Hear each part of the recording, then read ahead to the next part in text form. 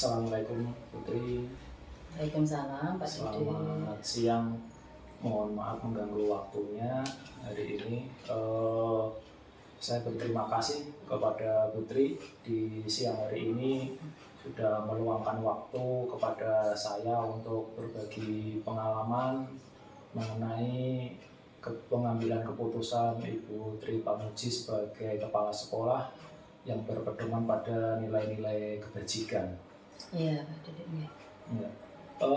Kalau boleh tahu Ibu Tri, saya ingin mengajukan beberapa pertanyaan.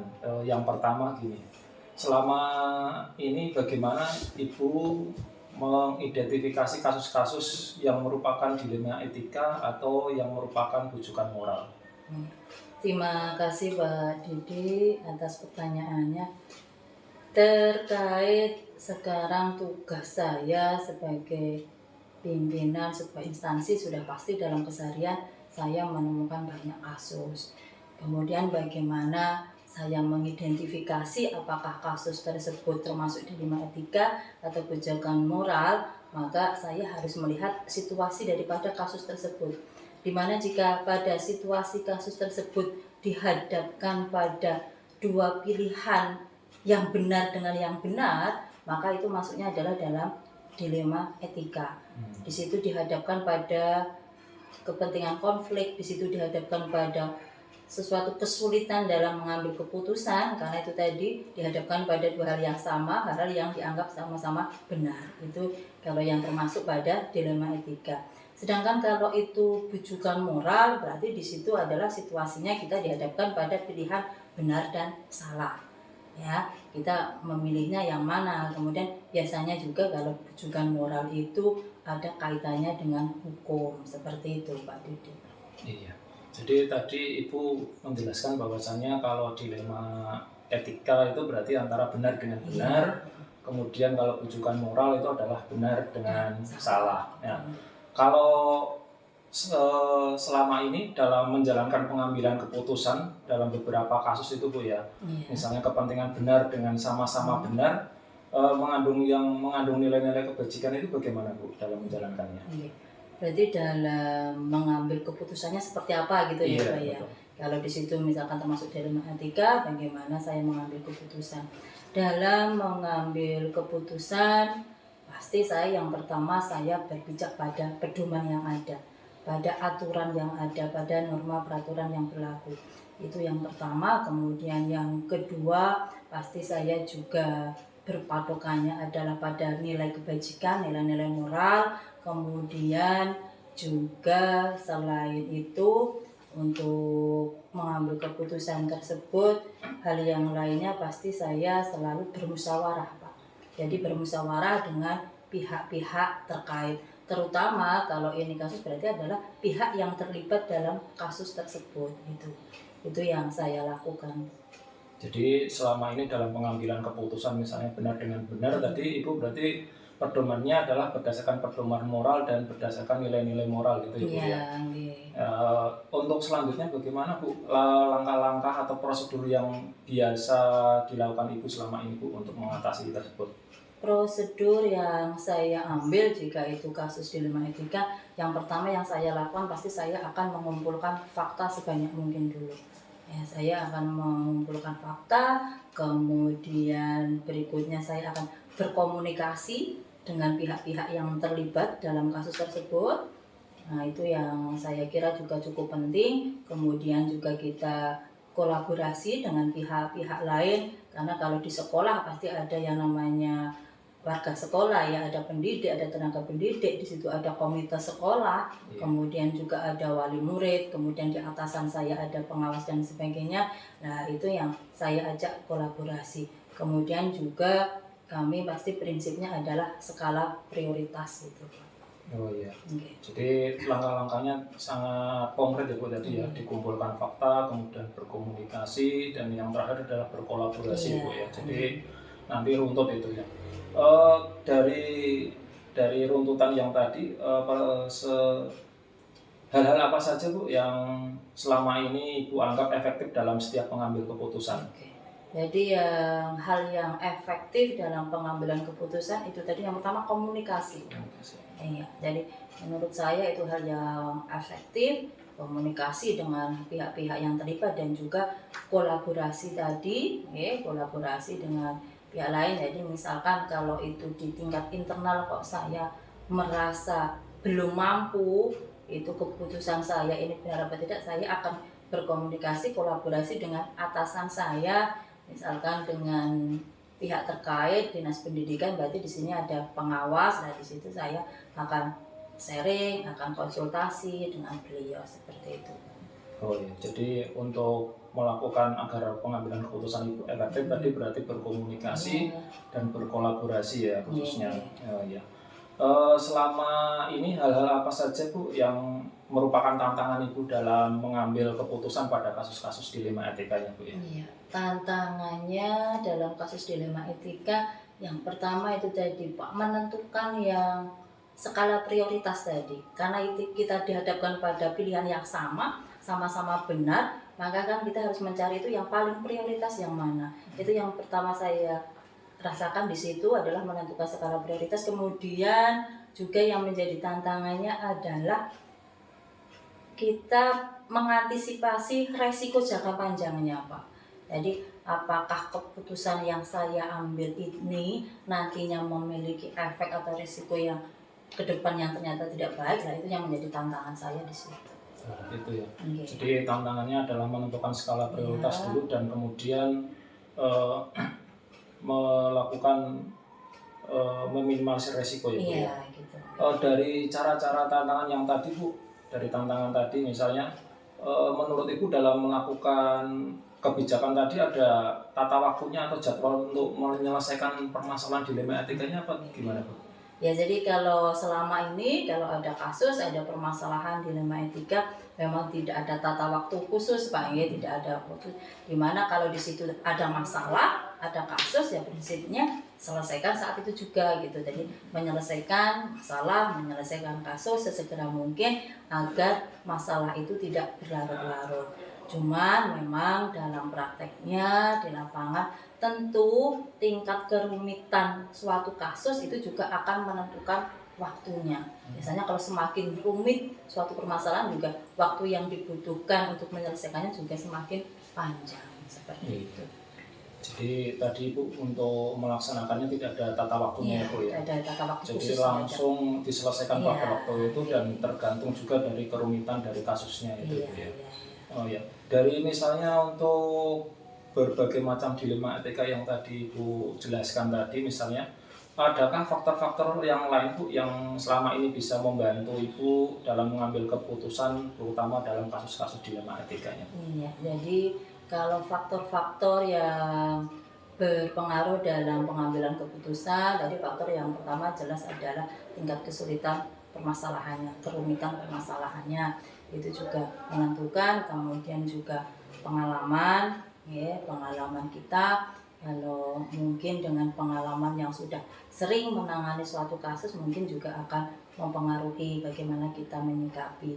Kemudian juga kalau menurut saya juga kematangan emosional Pak, jadi di situ juga berpengaruh dalam pengambilan keputusan. Itu faktor-faktor yang mempengaruhi gitu. Kalau pihak yang mempengaruhi itu dalam pengambilan keputusan pasti ada ya. Kalau di sekolah pasti ada pihak terkait ya, seperti yang saya sebutkan, ada dewan guru, ada komite sekolah, kemudian ada wali murid, itu termasuk pada pihak-pihak yang terlibat gitu Pak.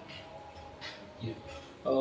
Selanjutnya Bu, dari semua hal yang tadi sudah Ibu Tri sampaikan, bahwasannya pembelajaran apa Ibu yang bisa mungkin bisa Ibu ambil dalam pengalaman Ibu Tri sebagai kepala sekolah dalam mengambil keputusan dalam kasus-kasus dilema etika ini? Jadi berdasarkan pengalaman itu, maka saya bisa menyampaikan bahwa pembelajaran apa sih yang bisa saya ambil. Yang pertama bahwa segala sesuatu kita dalam mengambil keputusan, yang pertama kita harus berpijak pada pedoman, pada aturan. itu yang jelas. Kemudian juga yang selanjutnya berpijak pada nilai kebajikan, pada nilai-nilai moral. Dari dalam pengambilan putusan pasti kita melibatkan yang namanya hati nurani di situ. Kemudian juga kita berusaha untuk selalu mengedepankan kepentingan murid. Jadi kita berpihak pada kepentingan murid, itu yang saya jadikan pembelajaran. Kemudian selain itu juga pembelajaran berikutnya adalah pentingnya komunikasi, Pak. Pentingnya komunikasi, pentingnya menjalin kolaborasi dengan berbagai pihak agar nantinya keputusan yang kita ambil itu benar-benar melalui pertimbangan yang matang. Kemudian juga harapannya keputusan itu bisa membawa kebaikan pada semua pihak, terutama pada pihak-pihak yang terlibat dalam kasus tersebut. Seperti itu.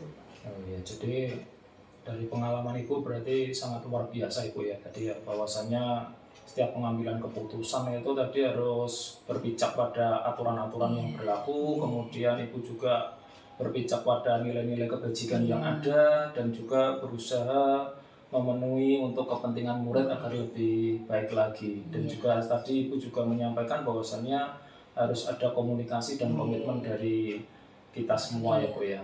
Oh ya. Seperti itu. Terima kasih Bu untuk wawancaranya hari ini. Jadi luar biasa sekali Bu untuk sharingnya Ibu Tri Pamuji dalam berbagi pengalaman, khususnya pengambilan nilai-nilai kebajikan dalam dilema etika. Sama-sama Pak Dede, terima kasih untuk sharing-sharingnya hari ini.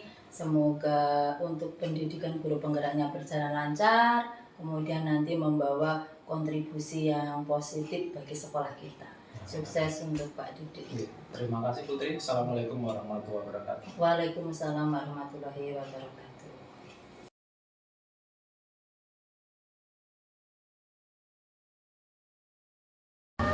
Selamat pagi Bu. Terima kasih sudah meluangkan waktu dengan saya, Didi Arianto, calon guru penggerak angkatan 10.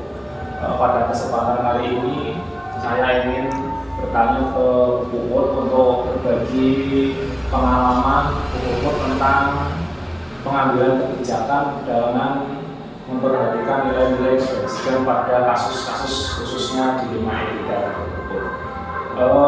Pertanyaan saya begini Bu, selama ini bagaimana Ibu mengidentifikasi kasus-kasus yang merupakan dilema etika atau sebagai rujukan moral?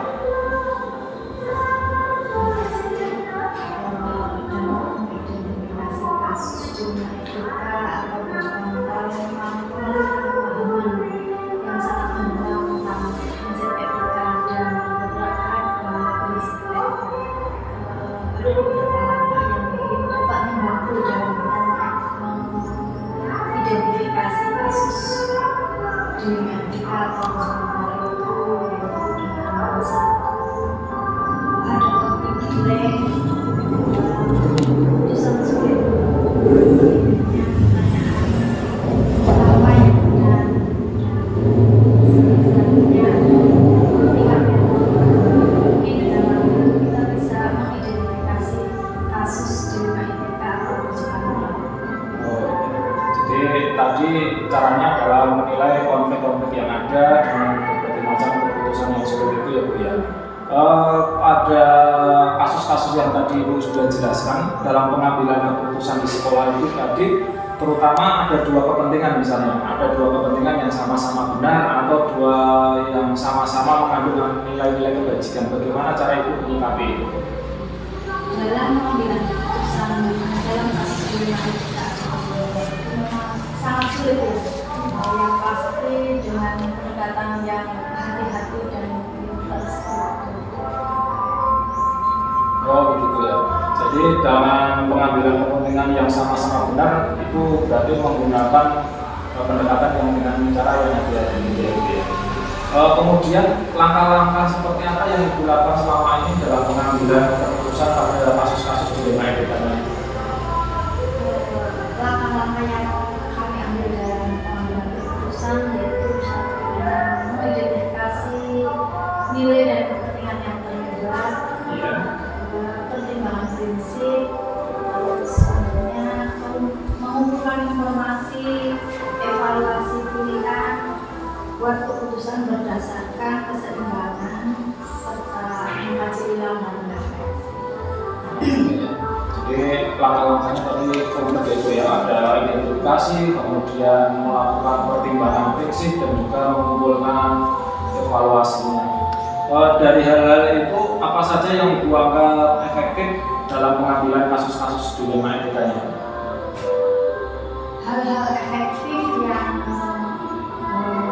dianggap efektif dalam pengambilan keputusan dalam kasus dilema etika atau dilema etika dan moral dengan pendekatan dan prinsip-prinsip, pendekatan yang sistematis, terlibat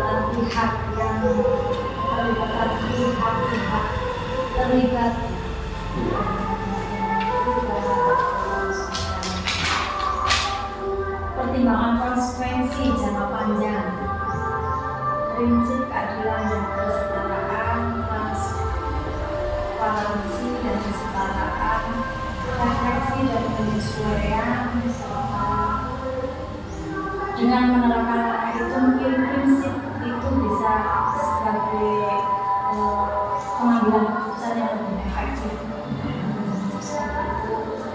Keputusan bisa diambil lebih efektif. Iya.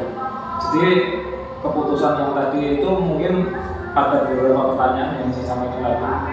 Hal-hal yang ini selama ini menjadi tantangan itu dalam mengambil keputusan pada kasus-kasus dilema itu tadi bagaimana? Dengan mempertimbangkan pendekatan yang hari-hari tadi, pertimbangan yang matang, dan kadang mungkin bantuan dari pihak ketiga yang membuat keputusan itu etis, baik, dan efektif. Kemudian dalam menyelesaikan kasus-kasus dilema etika tadi, dalam menyelesaikannya itu ada jadwalnya apa tidak? Tidak ada jadwal khusus ya, mungkin kalau kasusnya itu ringan, berarti kita bisa menyelesaikan di tempat dengan situasi dan kondisi. Jika kasusnya itu agak berat ya kita pakai dengan jangka waktu. Berarti melihat dari kasus yang ditangani gitu ya Bu ya. Selanjutnya dalam penyelesaian dilema etika itu adakah mungkin seseorang yang membantu Ibu dalam pengambilan keputusan pada kasus-kasus dilema etika ini? Pastinya guru ya, guru serta orang sekolah yang bisa ditanyakan kita komunikasi, konsultasi tentang kasus dan pastinya itu dalam membantu saya dalam mengambil keputusan. Jadi tetap ada yang membantu Ibu ya, berarti ada guru dan komunitas sekolah ya Bu ya. Dari semua hal tadi yang sudah Ibu sampaikan, pembelajaran apa yang bisa Ibu ambil dalam pengalaman Ibu dalam pengambilan keputusan pada kasus-kasus dilema etika? Pastinya ada pembelajaran yang dari kasus dilema etika ini, mungkin ada beberapa yang dapat diambil pembelajaran itu, yaitu kepentingan pemahaman dan mengelola konflik, yaitu pengambilan analisis dan evaluasi, kekuatan komunikasi dan kolaborasi, terus pentingnya kebijakan dan pertimbangan, serta kemampuan menghindari ketidakpastian. Terima kasih Ibu untuk sharingnya Ibu dalam penyelesaian pengambilan keputusan dalam beberapa kasus dilema etika. Ini menjadi wawasan bagi kami dalam menyelesaikan berbagai macam kasus yang nanti akan kami hadapi ke depannya. Kurang lebihnya saya mohon maaf Ibu. Saya Assalamualaikum